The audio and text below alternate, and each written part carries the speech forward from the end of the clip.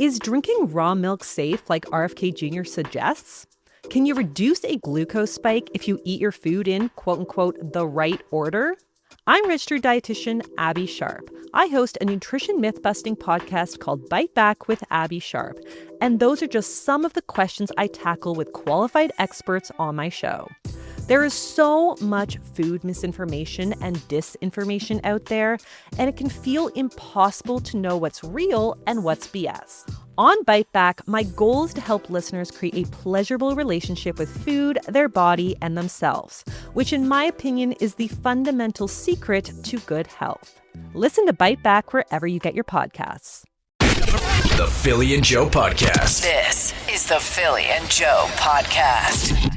Tuesday. Two-dat, baby. Yeah, it's a two-dat, and a lot of people already throwing in their ZZ Top and Wallflowers tickets from Sunday night. I heard it was a good concert. Couldn't make it. Oh. ZZ Top Yeah, in that's town. already coming up. No, done. That was this No, past but I Sunday. mean, people are already texting us two-dat photos. Yeah. You know what?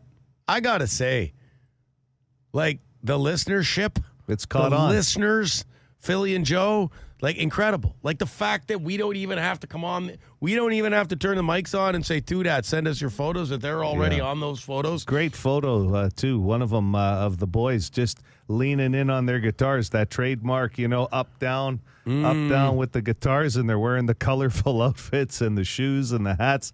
These guys haven't missed a step. They're not moving like they used to, but I'll tell you, they never did. Like ZZ Top was never known for dancing around on a stage. They just brought out their guitars and were colorful. Anyway, fantastic. Thank you for the two-dat pictures. Yeah, they're not David Lee Roth up on stage. They're not jumping around.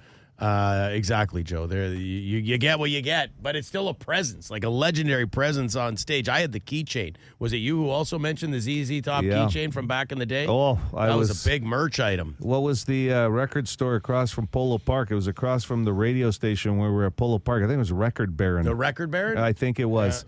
Yeah. Anyway, we had a big promotion there where we were handing out the baseball caps with the logo on it, the Zed's head keychains, and a bunch of other merch. This band was ahead of the game when it came to the cool merch from their videos, right? Like, anyway, fantastic.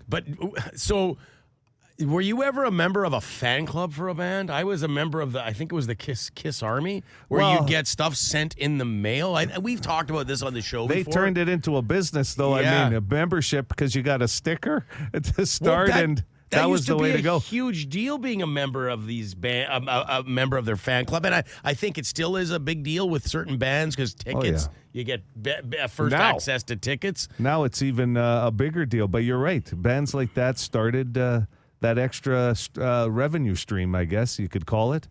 Well, look at these two-dats.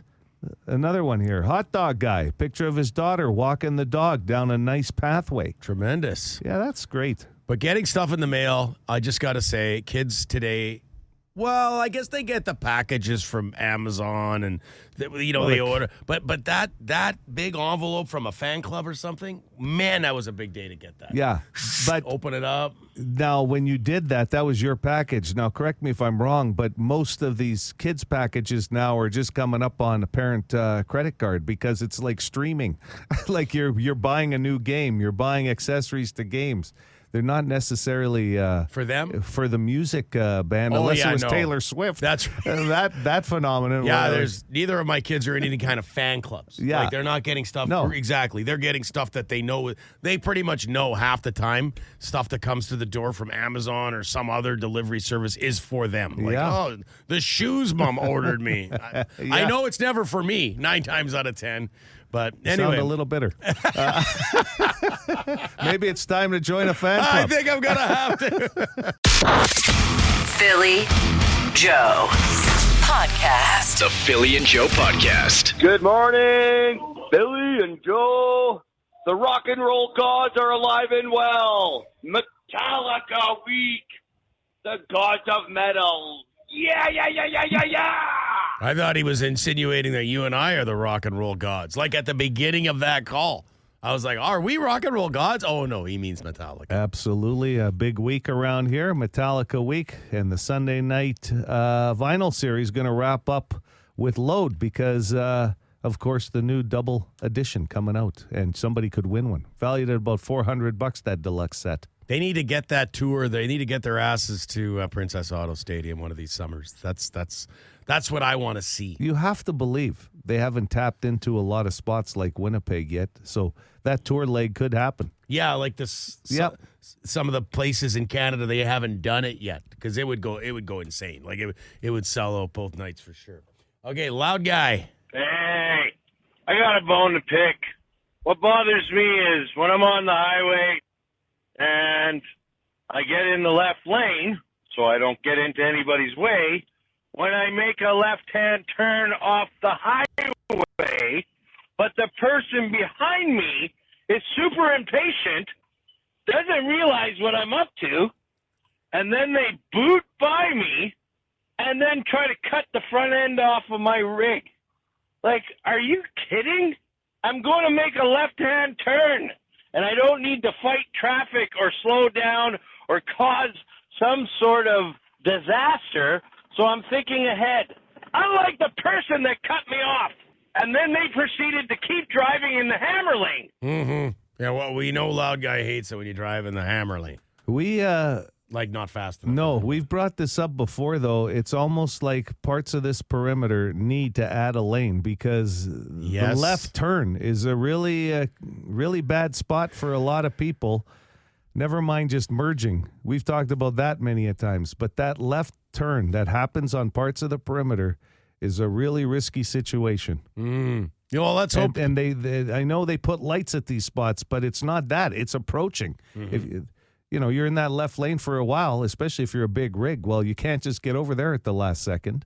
Let's hope some of this construction, because three-quarters of the perimeter, half the perimeter's under construction right now, that we're going to see some extra lanes, because you're right. It would be nice to create a little more room on the perimeter. The Thunderbird, right? It's closing its doors. The doors are closed. We talked about it. A lot of people with memories of that restaurant. Hey, on Thursday, you guys were mentioning about the Thunderbird restaurant closing down, and we brought back some memories. I grew up with Peter Janakis. We met at elementary. We were friends all the way through high school. I recall a few times we would stop at Thunderbird for some free hot dogs. I believe it was his uncle and his dad that owned the Thunderbird, and then they went on to other ownerships of restaurants. But I recall one funny story because, Peter, they had money. And at 16, he would drive his dad's Cadillac to school. He would pick me up, and his one of our teachers was he would treat Peter like crap because 16-year-old was driving a brand new Cadillac to school. I mean, there's many, many more stories I could bring up, but I'd rather not. And you were mentioning also about late night places after the bar. One that brings back to my memory is Papa George's. Used to go there all the time after the bar. Absolutely. All right. That's it. Goodbye, my friends. Okay, see you. Well, Till next time.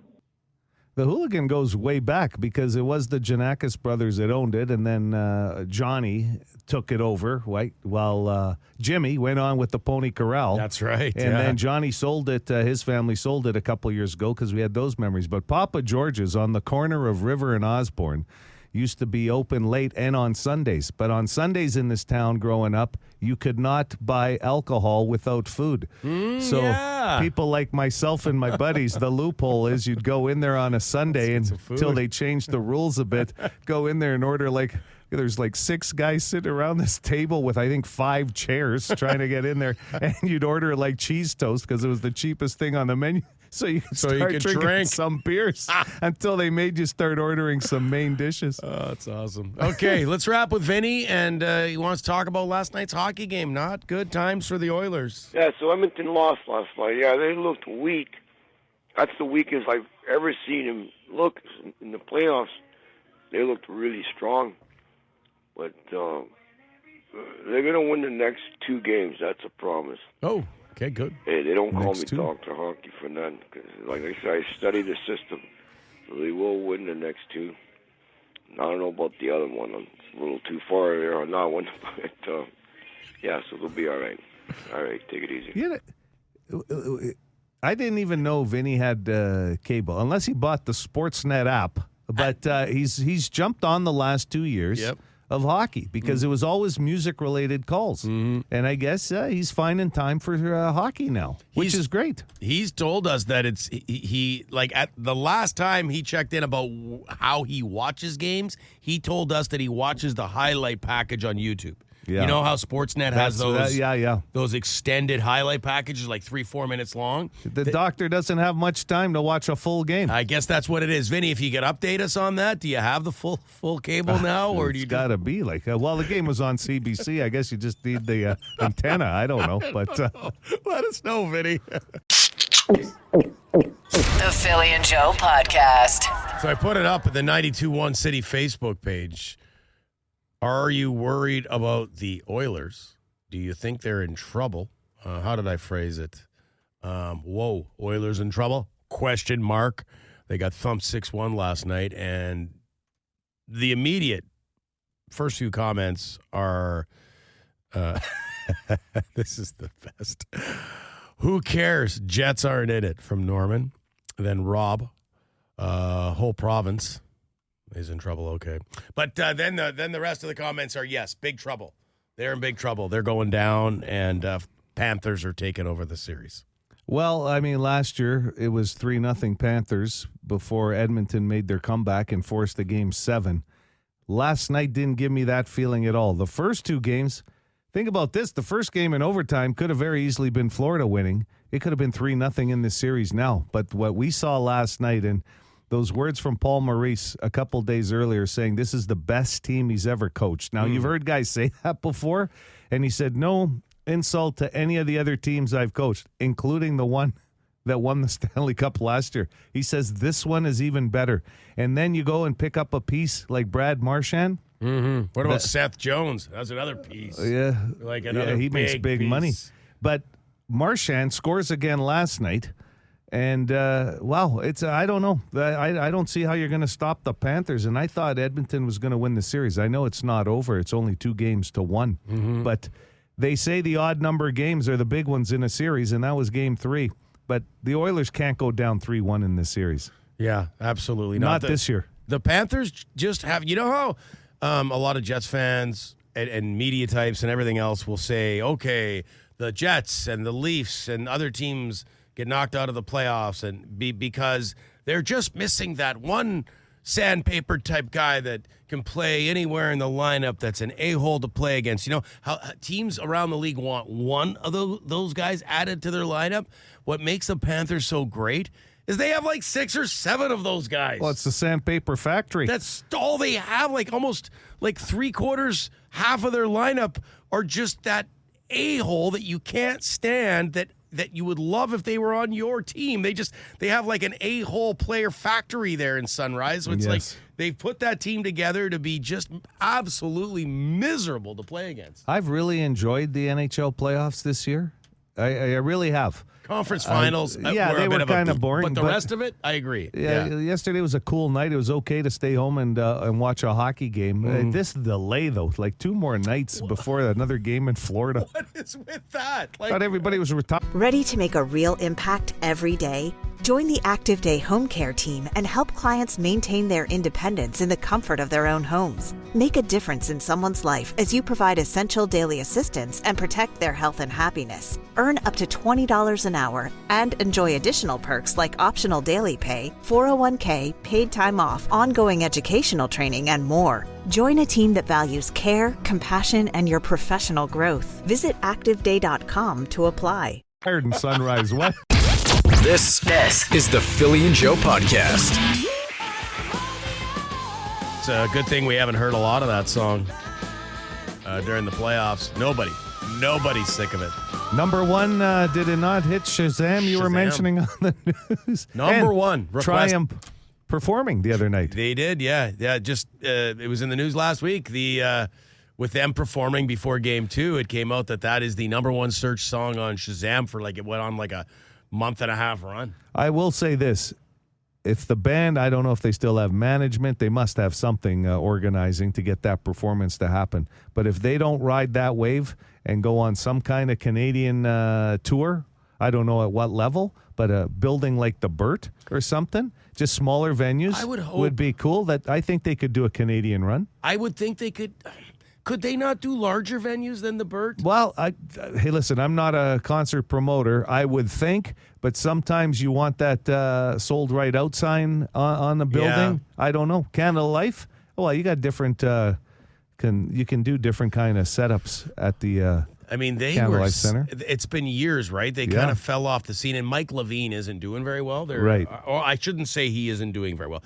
I don't know, but he wasn't a part of the performance before Game 2, and then he did an interview recently where a lot of people were asking about his health because he didn't sound good, his voice. So I don't think he'd be a part of anything that. But I'll tell you what.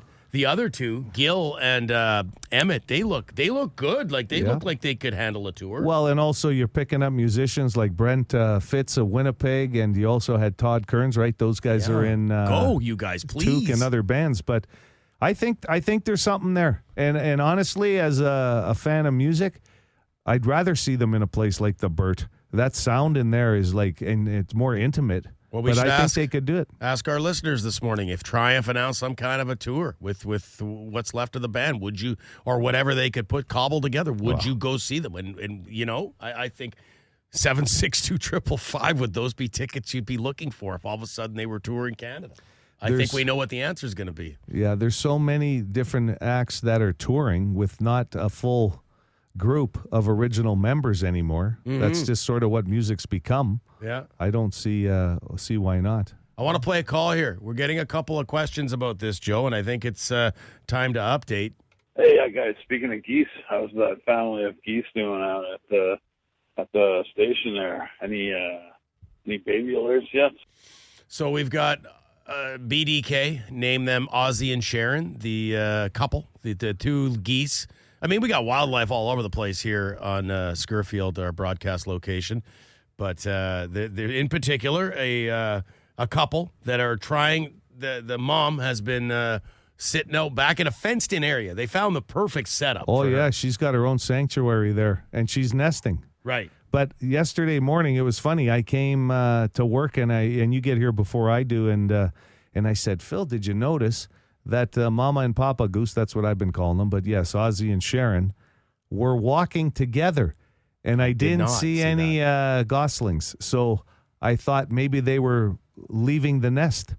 And then sure enough, on my way in, when I got out of my vehicle, all of a sudden, she's back sitting. Well, she was walking back to the nest, and now she's back on the nest. But I didn't see any eggs in the empty nest. No, I haven't either. So she went back to sit. I don't know if that's natural. Like, will she sit there for longer? How much? We asked last week. I was surprised she even left the nest area for a walk. How long will she sit before she realizes it's a no-go? Yeah, but it's been over 30 days now. And I mean, I don't want to get too deep in this, but I can't help walking by every day and asking the question: do geese get sad? Like, because she's been you see her sleeping some days because it's a long haul sitting there, and I can't help but wonder: is she stressed about this? I don't know. That's why I didn't even know that she would get up and leave the nest area for a walk.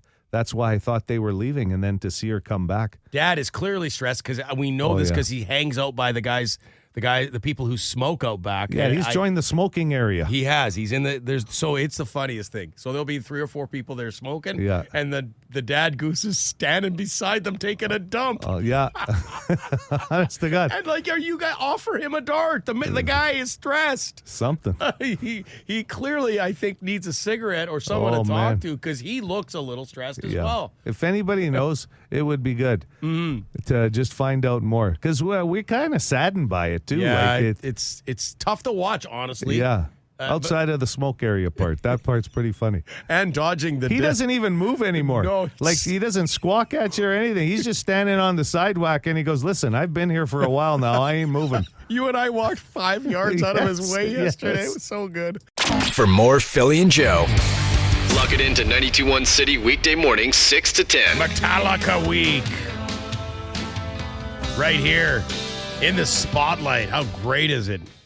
all the extra Metallica songs you don't hear every day. 92.1 City, Philly and Joe at 7:22. Yeah, bonus if you're a Metallica fan, too, because you got a shot at winning that beautiful deluxe set on Sunday for the Sunday Night Vinyl Series Load.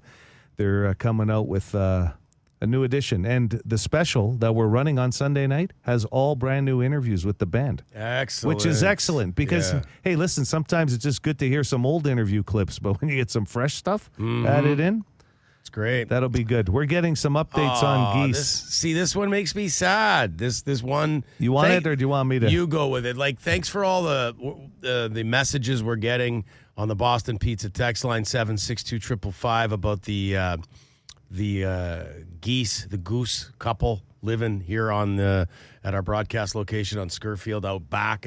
I'll tell you what, it's a great home for them. There's fenced-in areas that they have taken over. Yeah. It's like a sanctuary out back. Yeah, they didn't buy the house on the corner lot on a busy street. Like, these guys are in the back part. They don't even hear traffic. They don't. We move for them. They pretty much own this property. Couple that stand out here on the Boston Pizza text line. Sharon might lay another set of eggs. I didn't even know that was possible, but they did go for a little walk yesterday, as we noticed. So who knows? Maybe. Okay. We can't say that he had a cigarette but he was in that area. He did look a little more chill afterwards. Had a little more swagger in his step, did he? Had accomplished something. This one's kind of sad, though. So, and thank you to whoever sent it in. So apparently the Google geese are very emotional birds and get very stressed if they don't lay any eggs or lose the eggs during incubation. Or the hatching cycle, to the point that they will actually mourn the eggs. Effing crazy, isn't it? That the angriest bird is the most caring bird. That came in on the text line. That is sad. Like Jesse. Thanks, Jess. I was hoping somebody would tell me no.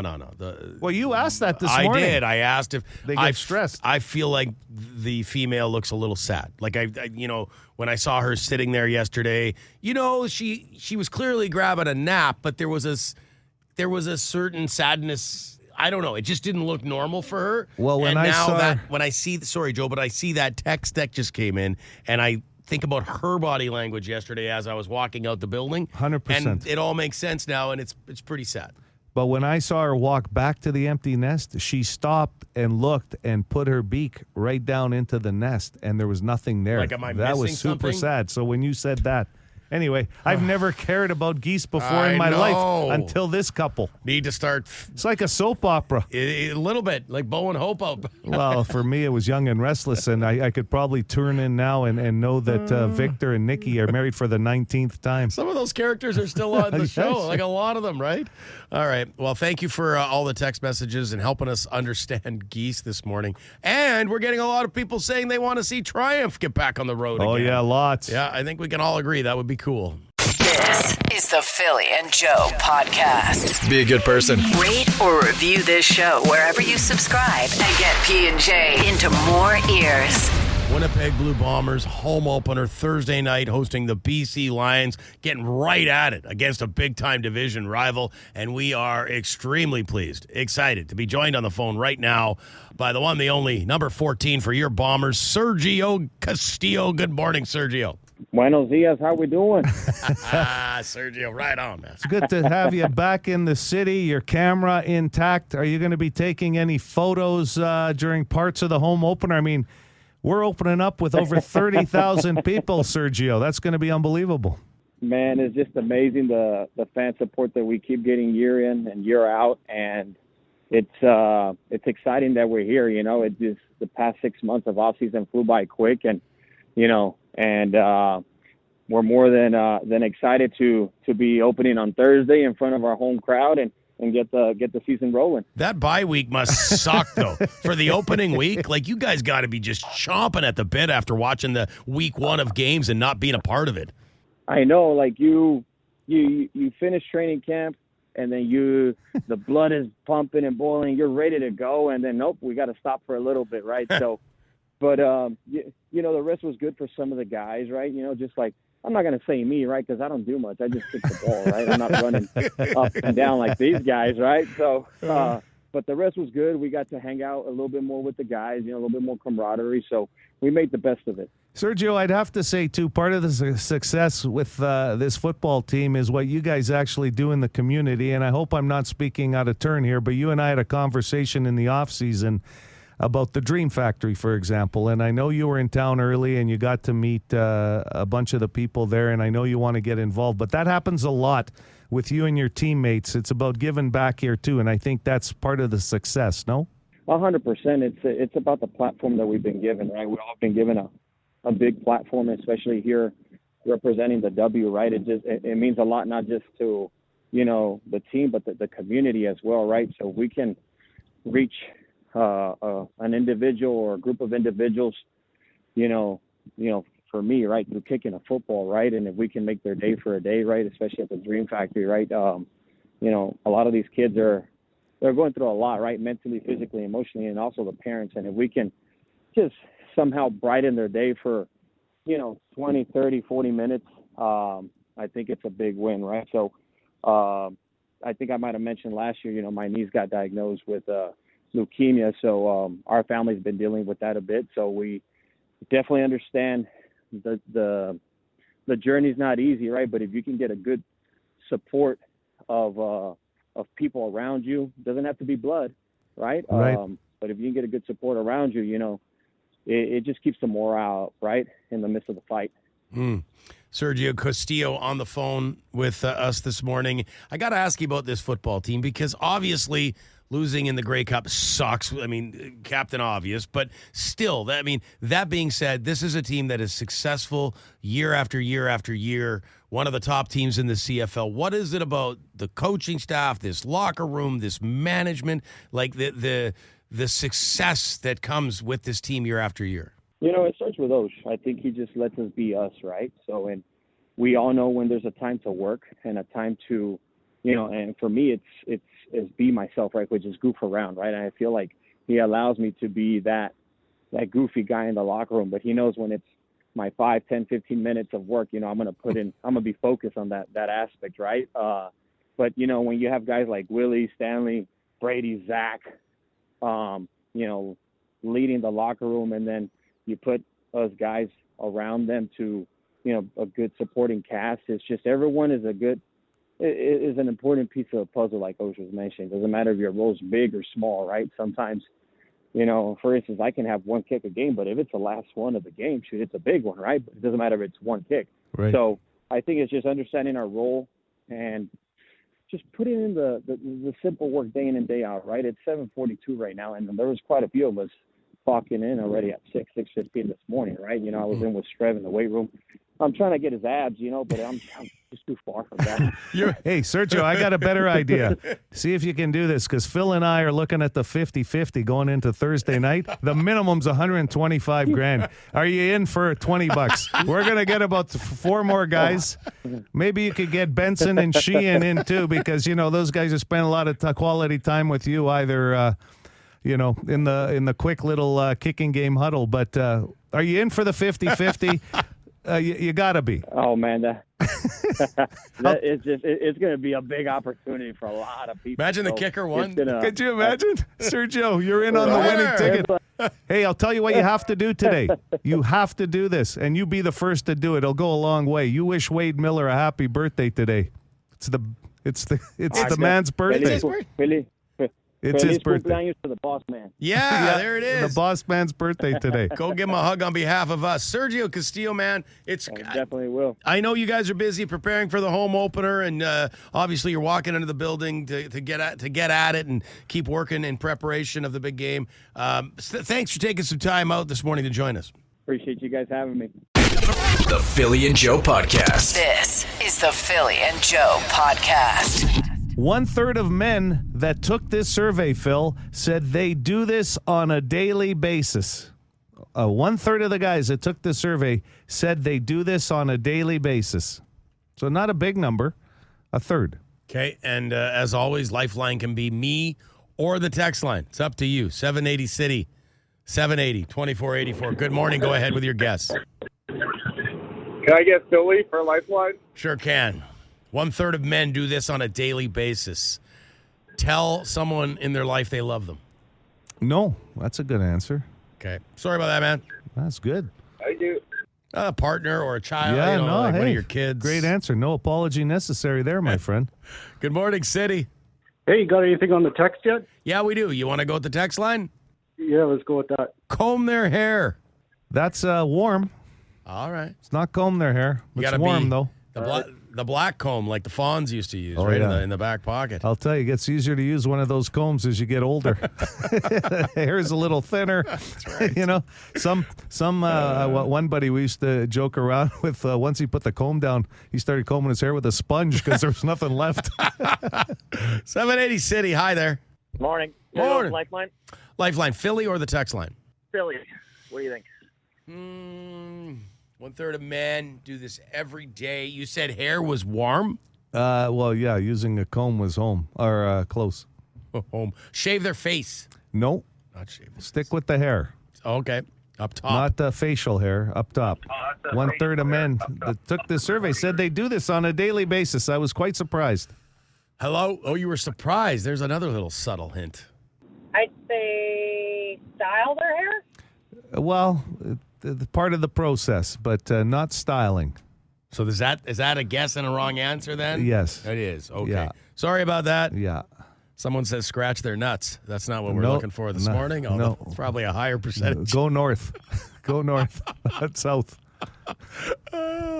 Wrong hair. I not to be gross, but I hear my wife bugging my boys about that all the time. Get your hand away from there. Oh, yeah. Because it's just a guy thing, right? Yeah, that insecurity you got to hold on for dear life. I don't know if it's that. It's just No, adjusting, it's right? adjusting while you're talking. Yeah. Yes. to people. There It's it like- is. Good morning, City. Good morning. Could I have a text line? You sure can. So a text line, lifeline.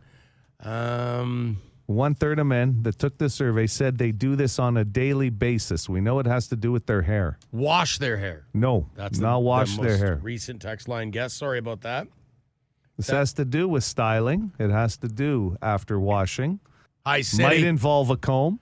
I'm going to say use some sort of like hair product, like hairspray or something. Yeah, let's do that. 1/3 of men that took this survey said they actually use hairspray on a daily basis. That surprised me. What about mousse? Does anybody use mousse anymore? Well, I got a little can of mousse just in case, but what do you use in yours, Joe? You get the wax in just there? a little wax, yeah. Yeah. Who's this? This hot dog guy? I think I recognize your voice. This is a hot dog guy, man. This is Hot dog guy. yeah. What do you Yeah. What do you put in the hair every day? Dippity doo? No, I just comb it, and I got long hair, so I just usually throw it in the tail. Gotcha. All right. Hot dog guy for the win. You're the winner this morning. Congratulations. Right on. Philly Joe Podcast. The Philly and Joe Podcast. Just before we get to our second concert announcement of the morning, I just want to read you something, Joe, because this made me laugh hard. Sure. So we had the 5-pound burrito in here from the courtesy of the Winnipeg Blue Bombers yesterday. You can get it at the Thursday home opener. The goal line concession is where it's going to be on sale. 5-pound burrito. Oof. It's impressive. It is a freak, $60, by the way. freak of nature. Like A lot of people were wondering the price, but freak of nature is a good way of putting it. My Phil. God. Like, you had to see it to believe it. The weight of it, I did dive in and ate not quite a quarter of it because it was breakfast, but I ate a bunch of it. So we put it up at the 92.1 City Facebook page. And so I love that Facebook will do this for you. At the top of the post, after there's been about 60 comments or so, they'll give you a summary of, quote, what people are saying. From AI. From AI, Yeah, yes. it's awesome. Yeah, Meta AI. And it's so funny. So here's the Meta AI, what people are saying about the 5-pound burrito from the Winnipeg Blue Bombers. Commentators are shocked by the massive size of the 5-pound burrito, with many joking about its enormity and potential aftermath. One commenter humorously notes it breaks the don't eat anything bigger than your head rule, while others wonder about the ingredients, proportions, and potential heartburn. It was so good. And just so you know, this thing has in it seasoned shaved beef, rice, shredded cheese, salsa, sour cream, and beans wrapped in 4 flour tortillas to make up the 5 pounds. And I noticed price came up a lot, and it's $60. Yeah, and also it came up about, as AI mentioned, the potential aftermath, which when you see a burrito of that girth, that size, you can't help but wonder about the aftermath. But you know what? That can be said about a lot of things you eat while you're out, like on a night out, like at a Bomber game or otherwise. You're going to have to carry that burrito, especially in the aisleway, right? The concourse, to get to your seat, as if you're running for your life and you don't want to fumble. Like, you're going to have both hands on that baby like Brady Oliveira to get it back to your seat, because it's while quantities last. I think you put it in a backpack, or you need one of those baby carriers. That would be perfect. A stroller, baby. Yeah, and then just nibble on it. You mean like the Joey the kangaroo thing? From The Hangover. Think of The Hangover with the baby in the front. That would be perfect for that burrito. The Philly and Joe Podcast. Hit us up wherever you get this podcast and rate and review the show. Good fortune will come to you. Actually, we can't promise that, but we'll cross our fingers.